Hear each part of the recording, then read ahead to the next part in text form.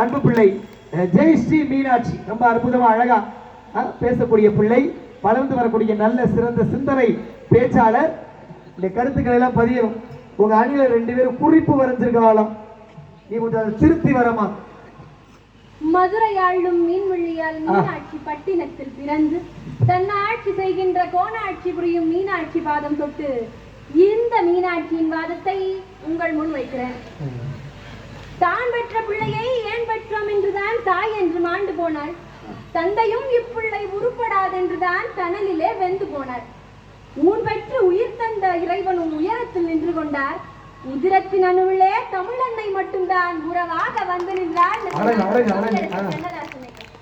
அப்படி மொழிகளிலே செம்மையான மொழி தமிழ் மொழி, அதனிலும் செம்மையானது திருக்குறள். திருக்குறளுக்கு தொண்டாற்றி வரும் நடுவரையா அவர்களையும் வணங்கி ஐயாவின் அருளோடு எனது உரையை துவங்குகிறேன். நம்ம ஆனந்தவல்லி சொன்ன மாதிரி அருள் எல்லாருக்கு அவ்வுலகம் இல்லை, பொருள் எல்லாருக்கு இவ்வுலகம் இல்லை. அவ்வுலகம்னா என்ன நடுவர் அவர்களே? அவ்வுலகம்னா வீடு வேறு, அங்க மேல மேலுலகம். ஆசாபாசங்களை எல்லாம் துறந்து இறையடி சேர்றோம்ல, அதுதான் அவ்வுலகம். சரி, உங்களுக்கு அது வேணுமா இல்ல பொருளுக்கு பின்னாடி திரியற வாழ்க்கை வேணுமா? முடிவு பண்ணணும். நடுவரே சும்மா கூப்பிட்டா உங்களுக்கு தான் கேள்வி. தேர்வு குறிச்சிட்டியா? நடுவர் அவர்களே, இன்னைக்கு நான் ஒரு கொள்கை எடுத்திருக்கேன். கொள்கை இன்னைக்கு வெள்ளை ஜிப்பா போட்டவங்களை அப்போஸ் பண்ணக்கூடாது, வெள்ளை ஜிப்பா போட்டவங்களை பத்தி பேசக்கூடாது, அதனால விட்டுறேன் நடுவர் அவர்களே. அதே மாதிரி அவர் சொன்னதுல ஒண்ணு மட்டும் எனக்கு உடன்பாடு இல்லை. பொருள் எப்படி விளம்பரம் பண்ணுச்சு பாத்தீங்களாங்க? 5000 ரூபாய் கொடுத்தா 500 ரூபாய் கொடுத்தா இறைவன் முன்னாடி போய் உங்களை நிறுத்துவாங்களாம். இதை விட காசுக்கு விளம்பரம் பண்ண முடியுமா? தொட்டதெல்லாம் போயிங்க, எதை தொட்டாலும் போய். பிறவி பெருங்கடல் நீந்துவார் நீண்டார் இறைவனை சேராதார்னு சொல்றாங்க. கடமையை செய், பலனை எதிர்பாராது. நீ என்ன செஞ்சாலும் அதுக்கு பலனை எதிர்பார்க்காதன்னு சொல்றாங்க. சும்மா போய் கடவுள் நான் நின்றுட்டு பொருளை தானே என்னங்க தருவாரு? தம்பி, இந்த பழைய பாட்டிலே இருக்கேன், காசு தான் கடவுளடா, அது அந்த கடவுளுக்கும். நான் அந்த அன்னைக்கு பேசலாமா, ஞாபகம் இந்த பாட்டு மறந்துட கூடாதுன்னு சொல்லிட்டேன். பொருள் தேடும் மனம் அலப்பாஞ்சுக்கிட்டே இருக்கும் நடுவர் அவர்களே. இப்ப எப்படி உங்க மனசு அலப்பாய் வச்சுட்டாங்கல்ல, தரலாமா அங்கிட்டு தரலாமா அலப்பாயுதுல, அந்த மாதிரி. அப்படி பணம் என்ன தெரியுமா பண்ணுது? எனக்கு அதை குடு இதை குடுன்னு கேட்குதே தவிர நாங்க என்ன தெரியுமா கேட்கிறோம்? நல்லதெல்லாமே நாடி பெருகிட நல்லருள் செய்வாய், தீயதெல்லாம் உடன் தீது கருகிட திருவருள் புரிவாய், உனையன்றி வேறில்லை தெய்வம் கண்டையா, உனையன்றி வேறில்லை தெய்வம் கண்டையா, உலகாலும் ஆண்டவனே நீதானையா, முருகா முருகா முருகா முருகா. அப்படியே இந்த பாடலை போய் முருகன்ட்ட பாடினா தானா இறங்கி வருவாரு நடுவர்களே. முருகன் தானா வர்ற அளவுக்கு பாடணும். பணம் கொடுத்தா தான் பார்க்கலாம் இல்ல தம்பி, நல்லா பாடு, முருகன் பக்கத்திலே வருவாரு. அருள் கிடைக்க எளிதான வழி, உங்கள் ஆணவத்தை விட்டுவிட்டு முன் எல்லாத்தையும் சரணடைஞ்சிருங்க. திருநீர் அள்ளி 3 பட்டையை நெத்தியில பூசுறோம்ல, என்ன அர்த்தம்? ஆணவம் கண்மம் மாயை 3ஐயும் நான் நீக்கிக் கொண்டேன் என்று இறைவனிடம் போய் சரணடைவதுதான் அந்த 3 பட்டையின் விளக்கம். அத திருவாசகத்துல அழகா சொல்றாங்க. தலையே நீ வணங்காய் தலை மாலை தலை கண்ணிந்து அப்படின்னு. நடுவர்களே, சதாம் ஹுசைன் அப்படின்னு சொல்லிட்டு ஈராக்கோட அதிபர் ஒருத்தர் ஏதோ தவறு செஞ்சுட்டார். அமெரிக்கார்கள் அவரை சிறை பிடிச்சிட்டாங்க, ஆயுள் தண்டனையும் கொடுத்துட்டாங்க. எல்லா படத்துல வர மாதிரியும் உன் கடைசி ஆசை என்னப்பா அப்படின்னு சொல்லிட்டு சதாம் ஹுசைன் கேட்கிறாங்க. அதுக்கு அவர் சொல்றாரு, எனக்கு ஒரு புத்தகம் படிக்கணும் அப்படின்னு சொல்றாரு. அதோட நீ ஒரு இஸ்லாமிய, நீ என்ன கேட்க போற? குரான் தானே வேணும், நாங்க எடுத்துட்டு வரோம்னு சொல்லிட்டு போறாங்க. இல்ல எனக்கு பகவத்கீதை வேணும்னு கேட்டேன். 3 நாட்கள் கண்ணீர் மல்க பகவத்கீதையை படித்தார். கண்ணீரை ஒற்றிக்கொண்டு அவர் சொல்றார், நான் என்னை பிதாமகர் பீஷ்மரை போல கொள்ளுங்க. பிதாமகர் பீஷ்மர் எப்படி அம்பு படக்கையில அம்புகளால் துளைத்துக் கொண்டிருந்தார், அந்த மாதிரி என்னை குண்டுகளால் துளைத்துக் கொள்ளுங்கள்னு சொல்றார். அப்பதான் இறைவனோட அருளோட இறைவன் தசாவதாரத்தை எனக்கு காட்டுவார் அப்படின்னு. இவங்க என்ன சொல்றாங்க, சிரிச்சுட்டு உன் இஷ்டப்படிலாம் உன்னை கொல்ல முடியாதுப்பா, நாங்க எங்க இஷ்டப்படி தூக்குலைக்கு தான் கொள்ளுவோம் அப்படின்னு சொல்லிட்டு அவரே மேடைக்கு போறார். தூக்கு மேடைக்கு. அவர் சொல்லும் கடைசி வார்த்தைகள், ஒரு இஸ்லாமியனாக பிறந்தேன், ஆனால் இறை அருளோடு ஒரு இந்துவாக எவ்வளவு அழகு வரலாறு அருமை. சதாம் ஹுசேன் எதர்ச்சியா அவர் இறந்த நாள் வைகுண்ட ஏகாதேசி. வைகுண்ட ஏகாதேசி அன்று ஒரு இஸ்லாமிய தலைவர் வைகுண்ட பதவி எழுதினார் என்று சொன்னால் இறையருள். நாம் கீழே காத்து கிடந்த பொழுது அவருக்கு சொர்க்கவாசல் மேலே திறந்து கிடந்திருக்கிறது. அதான் வைகுண்ட ஏகாதசி. 3 நாள் பகவத்கீதையை படிச்சதுக்கே இப்படி ஒரு பலன் அருள் கிடைச்சிச்சு. இங்க வந்தா எவ்வளவு கிடைக்கும் பலன் பாரு. கொஞ்சம் தூரம் தானமா மாறி உட்காந்துக்கிறேன்னு சொல்லி சீட்டை மாத்தி போட சொல்லிடுறேன். ஆனா அது செல்வத்து அறம்பயர்கள் தற்சூழ வானாளும் மண்ணாரசும் வேண்டேன் தேனார்ந்து பூஞ்சுடையாம் திருவேங்கட சுமையில் மீனாக கடக்க பிறவேனேன்னு குலசேகர ஆழ்வார் கேட்டிருக்க. சேர மன்னனா இருந்து அருள் வேண்டினான். அவன்கிட்ட இல்லாத பணமா? குலசேகர ஆழ்வார் 12 பேர்ல மன்னன். அவன் அருள் கேட்டான். நான் பெரிய மன்னனா இருக்கேன், செங்கோல் வச்சிருக்கேன், பெருசுலடா திருவேங்கட சுனை இருக்கிற திருப்பதி சுனை, அந்த தண்ணிக்குள்ள மீனா பிறக்கணும்டான்னு கேட்டான். யாரு? சேர மண்ணே. பொருள் வேண்டாம், மண்ணு வேண்டாம், மண் அரசும் வேண்டாம், ஏதேனும் நான் ஆவேனே, உன் படியா இருந்து பவள வாயை கண்டால் போதும் எனக்கு அப்படின்னு சொன்னார்.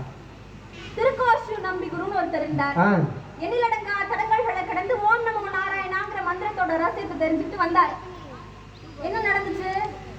அந்த மந்திரத்தோட ரகசியத்தை வேற யாருக்கா சொன்னா நீங்க நரகத்துக்கு போயிருங்கன்னு ஒரு ரெஸ்ட்ரிக்ஷன் வேற. நம்ம சித்தாச்சி சீதையாச்சி என்ன பண்ணுவோம்? சித்தாச்சியா இருந்தா ஆத்தி நான் ஏன் அவளுக்கு சொல்றேன் இவளுக்கு சொல்றேன் அமைதியா இருந்துருவோம். ஆனா நம்ம நம்பி ஐயாவோட சீடர் ராமானுஜர் என்ன தெரியுமா பண்ணிட்டார்?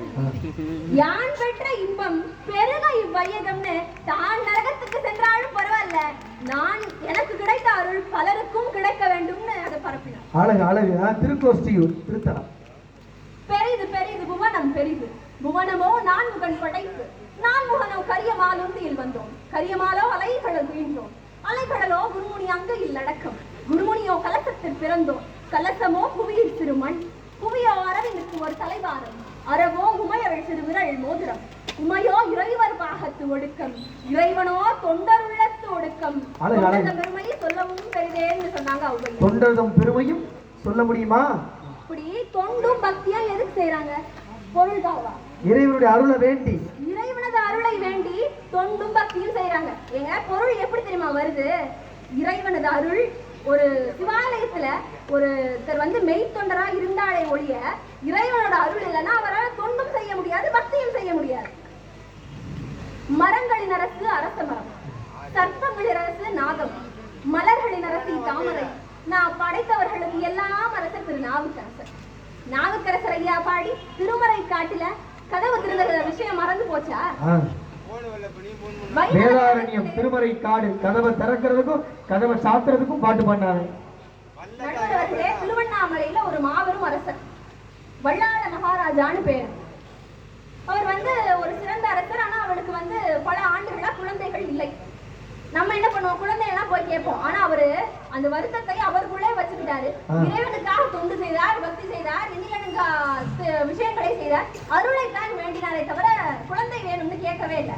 ஆனா அதுக்கு பலனா இறைவனே அவருக்கு குழந்தையாக இருந்து ஈமக்கிரியை செய்து வைத்தார் என்று சொன்னார். ஒரு மனுஷனுக்கு இறைவனே வந்து ஈமக்கிரியை செய்ய முடியுமா? அருள் இருந்தால் மட்டும்தான் அது நடக்கும். வைணவ தலத்திலே சிறந்த தலம் எது அப்படின்னு சொல்லிட்டு பிரம்மாட்ட ஒரு கேள்வி எழும்புது. அப்ப ரொம்ப யோசிக்கிறாங்க. திருமழிசையா இல்ல ஏனைய தலங்களான்னு சொல்லிட்டு துலாதத்துல வைக்கிறாங்க. திருமழிசையின் தட்டு கீழே போனது, ஆனால் அதன் புகழ் மேலே உயர்ந்தது. காரணம், அன்னைக்கு பிரம்மா எதிர்மறையா சொல்லியிருக்கார். அதாவது அந்த தலத்தில் திருமழிசை ஆழ்வார் என்று ஒருவர் பிறக்க போகிறார், அவர் இறைவனையே ஆழ்வார். தமிழால் கோவில் கட்டி இறைவனை ஆண்ட ஆழ்வார் அவர் திருமழிசை ஆழ்வார். அவரிடம் பொருள் இல்லை, அருள் இருந்த காரணத்தினால் இன்றும் அவரை நாம் பேசிக் கொண்டிருக்கிறோம் என்று சொன்னால். கொஞ்சம் எடுத்து பெரிய ஊரானோ நாதமொழி 4000 படிச்சுட்டு வந்திருந்தீங்கன்னு வச்சுக்க, நீங்க இப்படி பேச மாட்டீங்களா? அப்படி அதே மாதிரி நாயன்மார்கள் பக்கம் பார்த்தா 63 இறைவனது அருளுக்காகத்தான் இருக்கிறார்கள். அருளை வேண்டித்தான் இது பண்ணாங்க. 63 கோவில் கட்டினார், மனசிலே பூசலார். அப்படி அனைவரும் அருளை தேடித்தான் சென்றிருக்கிறார்கள். ஒரு திருத்தலத்தில் பல்லவ மன்னன் கட்டிய கோயிலுக்கு போகாம மனசுக்குள்ளார கோயில் கட்டிய பூசலாரின் கோயிலுக்கு சிவபெருமான் எழுந்தருளினார் என்பது வரலாறு. மனமது செம்மையானார், மந்திரம் ஜெபிக்க வேண்டாம். காசி சம்போல நம்மவர்கள் நகரத்தார்களான நம்மவர்கள் வந்து கான்ட்ரிபியூட் பண்றதா ஒரு வழக்கம். எப்பயுமே அது நடந்துட்டே இருக்கு. சடனா ஒரு குலகுரு வந்து நாங்க தான் இதை பண்ணுவோம் அப்படின்னு சொல்றாரு. அந்த குலகுரு வந்தாரு. ஒரு நாள் பூஜை செய்யறதுக்கு பாலை எடுத்து ஊத்துனாரு நடுவர்களே. பால் தெரிஞ்சு போச்சு. அப்பதான் அவருக்கு புரியுது எந்தெந்த கோவில்ல யார் யார் செய்யணும்னு. அவர்களுக்கு அருள் இருந்தால் மட்டும்தான் அதை செய்ய முடியும். நகரத்தார்களுக்கு தொண்டு செய்யும் அருள் இருப்பதனால் நீங்களே இதை செய்யுங்கன்னு விட்டுட்டு போயிட்டாரு. அப்படியே நம்ம ஆட்சிகளும் செட்டியார்களும் என்ன தெரியுமா கேட்பீங்க? வேண்டத்தக்கதறிவோய் நீ, வேண்டும் முழுதும் தருவோய் நீ, வேண்டும் அயன்ம கரியோய் நீ, வேண்டி என்னை பணி கொண்டாய், வேண்டி நீ யாதருள் செய்தாய், வேண்டி நீ யாதருள் செய்தாய், யானும் அதுவே வேண்டி நல்லாய், வேண்டும் பரிசும் உண்டென்னில் அதுவும் முந்தன் விருப்பன்றோ அப்படின்னு. நான் கேட்கிற பரிசு கூட திருவாசகம் படிக்கணும். பிடித்த 10 திருவாசகத்துல பிடித்த 10. நான் கேட்கிற வேண்டுதலும் கூட உன்னோட விருப்பமா தான் இருக்கணும்னு கேட்பாங்க. நடுவர்களே, விருப்பம் போல யாருக்கும் வாழ்க்கை அமையறதில்லை. விருப்பமும் எண்ணமும் ஒண்ணா இருக்கிறதில்ல. அமையிற வாழ்க்கையில விருப்பப்பட்டுக்க வேண்டியது. வேற என்ன பண்றது? எங்களுக்கு தான் தீர்ப்பு தெரிஞ்சு போச்சு. ஆனாலும் தீர்ப்பை எதிர்பார்த்து அங்க உட்கார்ந்துருப்பாங்க. மணி ஏற்கனவே சொன்ன மாதிரி அந்த வார்த்தை எனக்கு ரொம்ப பிடிச்சிருச்சு. இந்த பக்கம் தீர்ப்பா அந்த பக்கம் தீர்ப்பான்னு நடுவர் அலைபாய்கிறார். அலைபாய்வது தவறே இல்லை, விலை போவதுதான் தவறு. அடுத்து அழகா பேசுறேன். ஒரு 2 செய்தி. வேண்டேன் புகழ் வேண்டேன் செல்வம் வேண்டேன் மண்ணும் விண்ணும் வேண்டேன் பிறப்பிறப்பு சிவம் வேண்டேன் தமை நாளும் தீண்டேன் சென்று சேர்ந்தேன் மண்ண திருப்பெருந்தூர இறைத்தாள் பூண்டேன் புறம் போகேன் இனி புறம் போதலொட்டேனே அப்படின்னு அழகா பாடியிருக்காங்க. எதுவுமே வேண்டாங்க, செல்வம் வேண்டாம், புகழ் வேண்டாம், எதுவுமே வேண்டாம், உன் அருள் இருந்தால் போதும், உன் அருப்பன் என் மீது பட்டால் போதும்னு பாடியிருக்காங்க. சந்திர வதனி கண்கள் சாடையில் பார்த்தால் போதும், தாய்விழி பட்டகல்லும் தருணையில் தங்கமா. ஐயா சொல்றீங்க, மாலவன் மாறுவலிருக்கும் மங்கள கமல செல்வி மரகத மலரில் வைக்கும் மாணிக்க சிறும்பு போன்றார், நீலமா மேகம் போல நிற்கின்ற திருமாலுந்தன் நேயத்தால் மெய்சிலித்து நிகரிலா செல்வம் கொண்டார். அழகு கடைக்கண் பார்வை போதுமா? நீங்க என்ன சொல்றீங்க? கடை கண் பார்த்து பொருளை இழக்கிறீங்க. அவங்க ஆத்தாளுடைய கடைக்கண் பார்வையில அருளை பெறுறாங்க. நிறைவாக காசிக்கு நிகராக போற்றப்படும் ஒரு ஊர் ராமேஸ்வரம். ராமேஸ்வரத்துல இருக்கலாம் ராமலிங்கனாரை வந்து மணல்ல சீதாதேவி செஞ்சு வச்சாங்க. பாஸ்கரராயர்னு ஒருத்தர் வரும்பொழுது ஒரு கேள்வி எழும்புது, மணல்ல செஞ்சு வச்ச லிங்கம் எப்படி அபிஷேகம் செய்யும் போது கரையாம இருக்கு அப்படின்னு சொல்லிட்டு. அதோட அவங்க எல்லாரும் யோசிக்கிறாங்க. அந்த சந்தேகப்பட்டவங்க கையிலே உப்பு எடுத்துட்டு வர சொன்னார் பாஸ்கரராயர். சன்னதிக்கு பின்னாடி உப்புல ஒரு லிங்கம் செஞ்சு வச்சார். அதுக்கு அர்ச்சனை பண்ணார், பூஜை செஞ்சார், அபிஷேகம் பண்ணார். அந்த லிங்கம் கரையல.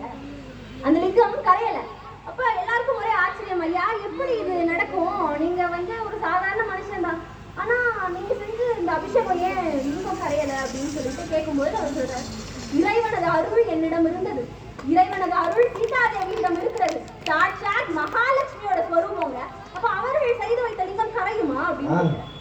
ஆக இறைவனது அருள் இருந்தால் எது வேண்டுமானாலும் எப்ப வேணாலும் நடக்கும். உங்க வேலையை நீங்க செஞ்சா இறைவனோட அருள் இருந்தா இறைவன் நம்ம வேலையை செஞ்சிருவார். ஆக நிறைவாக பொருள் இருந்தா விண்ணகத்துல அருளா அப்படின்னு அவங்க சொல்றாங்க. ஸ்வர்ண மீனாட்சி சொல்றாங்க. நடுவர்களே, அருள் இருந்தாதான் பொருளே. சரி, பொருள் வச்சுக்கிட்டு விண்ணுலகத்துல போய் என்னங்க பண்ணுவீங்க? பொருள் நீங்க விட்டுட்டு போயிருவீங்க. ஒரு முடி மண்ணு கூட உங்களுக்கு சொந்தம் இல்லையே. பொருளை அனுபவிக்க முடியாத வாழ்க்கையில தான் நீங்க இருக்கீங்க. நிலைச்சதே நிலைத்த ஒன்றுனே சொல்ல முடியாது. டாபிக்கை விட்டு வெளியே போயிட்டாங்க எதிரணியினர். நிறைவா இப்படி சொல்லி முடிக்கிறேன். மண்ணு கூட இல்ல. நிறைவா ஒரு கேள்வி கேட்டு முடிக்கிறேன் நடுவர்களே. என்னையாமா அக்கா இல்ல நடுவர்களே, பாத்துக்காக அது உங்களுக்கு லாட்டரியில ஒரு 10 லட்சம் அடிக்குதுங்க. லாட்டரியில 10 லட்சம் தமிழ்நாட்டுல தர வேண்டாங்க, கேரளான்னு வச்சுக்கோங்க. 10 லட்சம் அடிக்குது. அப்ப அவங்க வந்து என்ன பண்ணுவாங்க? வாங்கி அவங்களா வச்சுக்குவாங்களா இல்ல பிரிச்சு கொடுத்துருவாங்களா? அவங்க தானே வச்சுக்குவாங்க. அப்ப வந்து அட்லீஸ்ட் எங்க 6 பேருக்காவது கொடுப்பாங்களா? அதுவும் கிடையாது.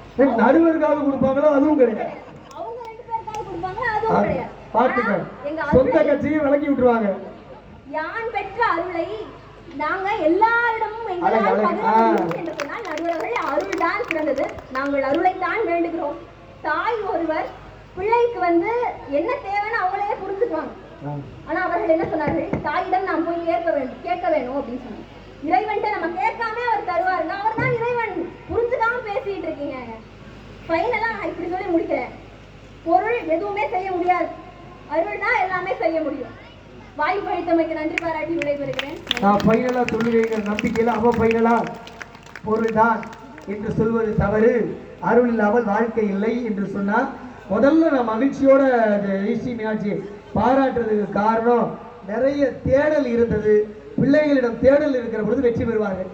நிறைய செய்தி சொன்ன குலசேகர ஆழ்வார், ராமேஸ்வரம், காசி, திருக்கோசியூர், நிறைய விஷயங்கள் திருவாசகத்தில் நிறைய பாடல், சீதா தேவி திருமகளுடைய அவதாரம், அவர் செஞ்சு வச்ச மண்ணு லிங்கம் எல்லாமே மகிழ்ச்சி.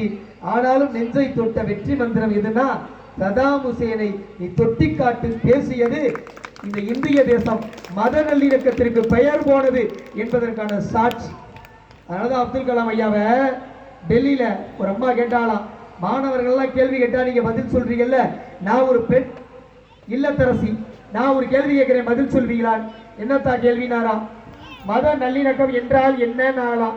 அதுக்குள்ள அவர் மேடை கூப்பிட்டாச்சு. மேடைக்கு போனார் அப்துல் கலாம். வரவேற்புரை மங்களகரமா குத்து விளக்கு ஏற்ற சொன்னாங்க. ஐயா ஏத்தினாரு. தலைமை உரை ஆற்றணும். கலாம் வந்து சொன்னார், நான் மேடை ஏறிய பிறகு குத்து விளக்கு ஏற்ற சொன்னார்கள். அது இந்துக்களின் புனித சின்னம். ஏற்றுவதற்கு என் கையிலே மெழுகுவர்த்தியை கொடுத்தார்கள். அது கிறிஸ்தவர்களின் புனித சின்னம். ஏற்றிய கலாம் இஸ்லாமியன். இதுதான் என் இந்திய தேசம். இதை விட வேறு என்ன இருக்கிறது? அந்த ஒற்றுமை இருக்கிற வரை என் தேசத்தை வெல்ல வேறு எவராலும் முடியாது என்கிற அளவு சதாம் ஹுசேனுடைய ஒரு வரலாற்று பதிவை எடுத்து உண்மையான வரலாறை மேடையில் படம் பிடித்து காட்டிய தேடலுக்கு என்னுடைய பாராட்டுக்களை தெரிவித்துக் கொண்டு அடுத்து சாதாரண